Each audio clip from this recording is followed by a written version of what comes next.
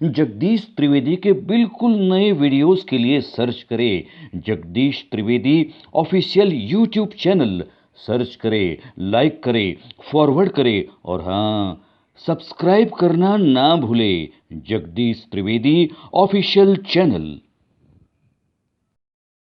હાસ્ય રસિક મુરબ્બીઓ, માતાઓ, ભાઈઓ, બહેનો અને ભૂલકાઓને આપના મિત્ર જગદીશ ત્રિવેદીના સહર્ષ નમસ્કાર।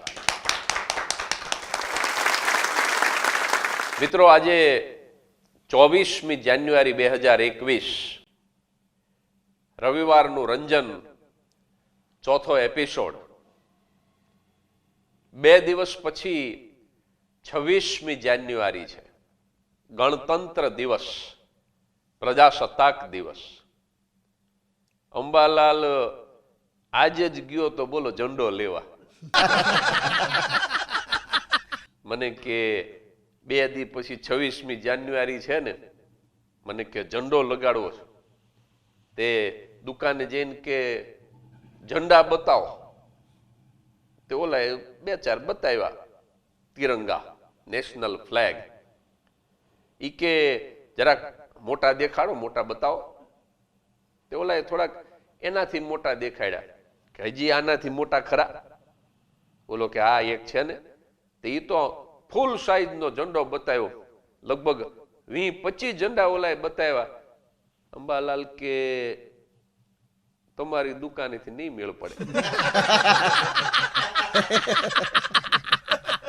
બોલો કે ભલામણા તમને કાગળના બતાવ્યા, પ્લાસ્ટિકના બતાવ્યા, કાપડના બતાવ્યા, તમે માગો એ સાઈઝના બતાવ્યા, અને તોય શું કામ મેળ નહીં પડે? મારો ભાવે વ્યાજબી છે, તમને વાંધો હું પડ્યો? અંબાલાલ કે પણ એક જ કલરના દેખાડ્યા ભલામણ,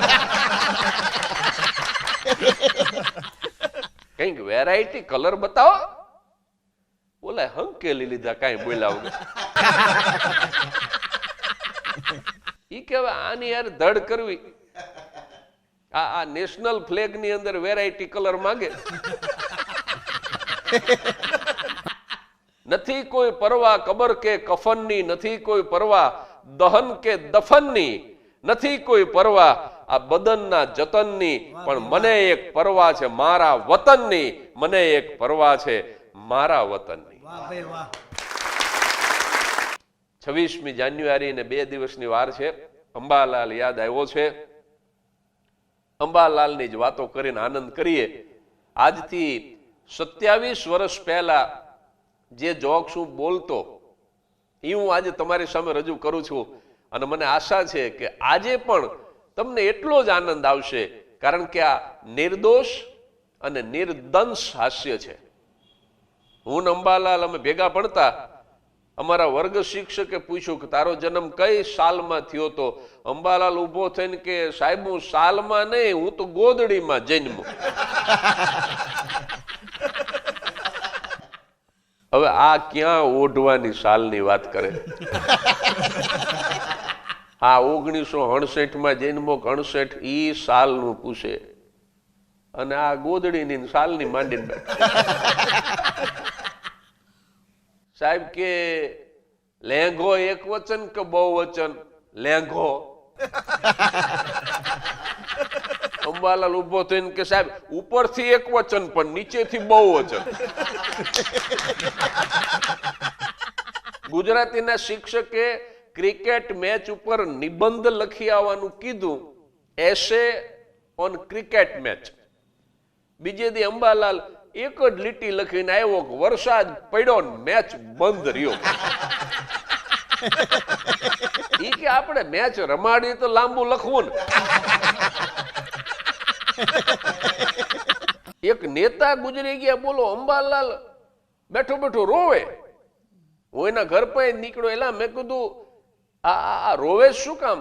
મને કે ફલાણા નેતા ગુજરી ગયા ને।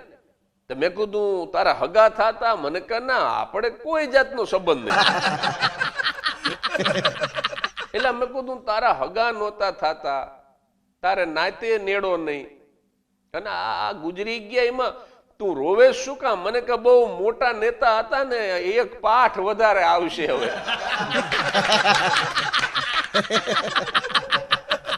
એને ભણવામાં પાઠ વધે એની ઉપાધિ. બોલો, અદ્ભુત જવાબ આપ્યો. એકવાર સાહેબ કે આ તાજમહલ ક્યાં આવ્યો એ ખબર તને? અંબાલાલ કે સાહેબ ઈ એક ધ્યાન બારું રહી ગયું. સાહેબ કે તારે બધું ધ્યાન બારું જ રહી જાય. આ તાજમહલ ક્યાં આવ્યો એ ખબર નથી? કે ના, ઈ મને ખબર નથી. તો કે જા પાછલી બેન્ચ ઉપર જઈને ઉભો રહે. જાતા જાતા અંબાલાલ કે મને શું ખબર સાહેબ, પાછલી બેન્ચ ઉપર ઉભો રહું તાજમહલ દેખાતો હોય. હવે આ તમે વિચાર તો કરો. એકવાર તો સાહેબે એવો અઘરો સવાલ કર્યો. ઈ કે આજે 24મી તારીખ છે, જાન્યુઆરી મહિનો છે, તો મારી ઉંમર શોધો. 24મી તારીખ ને જાન્યુઆરી મહિનો, એમાં શિક્ષકની ઉંમર જડે? આખા ક્લાસમાં હોપો પડી ગયો. પણ અંબાલાલ ઉભો થયો ભાઈ. ઈ કે સાહેબ તમને 42 વર્ષ હોવા જોઈએ. સાહેબ ને 42મું વર્ષ જ જાતું. અંબાલાલ ને નજીક બોલાવ્યો, એનો વાહો થાબડો. સાહેબ બહુ રાજી થયા. ઈ કે જિંદગીમાં પહેલી વખત ને સાચો જવાબ આપ્યો. પણ મને કહેતો ખરો તે કઈ રીતે નક્કી કર્યું? અંબાલાલ કે સાહેબ હાવ હેલો દાખલો તમે પૂછ્યો. મારો એક મોટો ભાઈ છે, 21 વર્ષનો છે ને અડધો ગાંડો છે.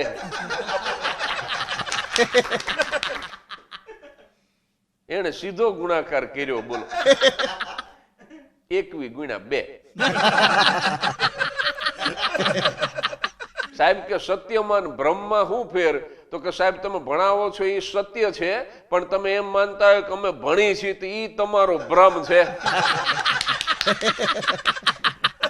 પણ અમુક વાર જવાબ બહુ સારા આપ્યો. એકવાર અમારા સાહેબે પૂછ્યું કે સત્ય અને અસત્યમાં શું તફાવત? સત્ય અને અસત્ય. અંબાલાલ ઉભો થઈને કે સાહેબ 27 કિલોમીટર. સાહેબને પરસેવો વળી ગયો. ઈ કે આ સત્ય અને અસત્યના તફાવતની વાત છે, એમાં 27 કિલોમીટર. ઈ કે હા સાહેબ પાકી ગણતરી કરીને આવ્યો છે. તો કે શેના ઉપરથી કેસ? હવે એનો જવાબ સાંભળજો. ઈ કે ગાંધી આશ્રમથી ગાંધીનગર.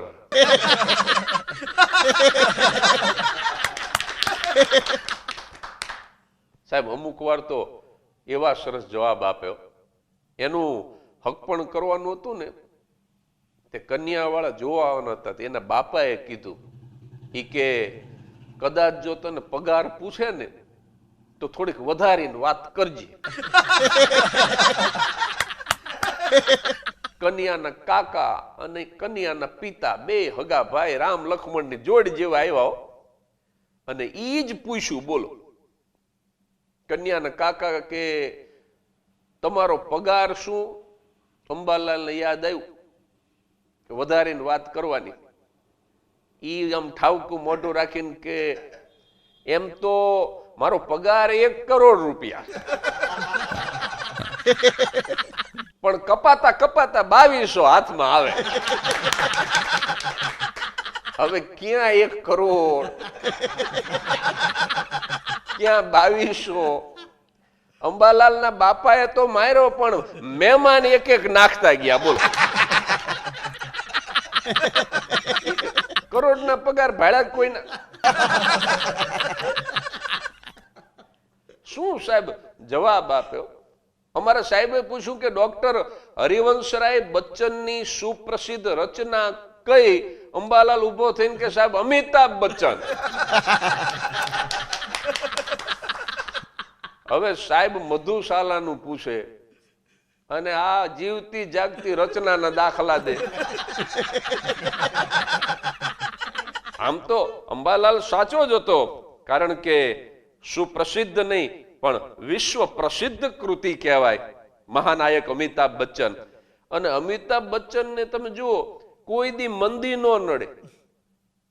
આ આવો મોટો કોરોના કાળ જતો રહ્યો, હારા હારા રાડ પાડી ગયા, પણ અમિતાભ બચ્ચનને કોઈ તકલીફ નહીં, એને મંદી નડે જ નહીં. એનું કારણ કે ઈ દીકરો જ તેજીનો,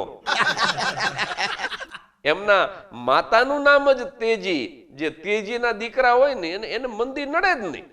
એકવાર અમારા ગણિતના શિક્ષકે મને પૂછ્યું, મને કે 25 બકરી ચરતી હોય, 5 જતી રહે, કેટલી વધે? મેં કહ્યું સાહેબ 20 વધે. મને કે શાબાશ, બેસી જા. પછી અંબાલાલને ઊભો કર્યો, 30 ઘેટા ચરતા હોય, એમાંથી 5 જતા રહે. અંબાલાલ ઊભો થઈને કે સાહેબ એકેય નો વધે. સાહેબ કે 30 માંથી 5 જાય તો 25 વધે. ત્યારે અંબાલાલે કીધું સાહેબ તમે ગણિત જાણતા હશો, બાકી ઘેટાનો સ્વભાવ નહીં. ઈ તો એક જતું રહે ને પછી એકેય નો ઊભો રહે. એટલે સાહેબ 2 દિવસ પછી પ્રજાસત્તાક દિન જ્યારે આવી રહ્યો છે, ત્યારે ફરીથી આખાય ભારતને, ભારતના આખાય વિશ્વમાં વસતા ભાઈ બહેનોને પ્રજાસત્તાક દિનની ખૂબ શુભકામના. આવતા રવિવારે ફરી મળીશું. હસતા રહેજો.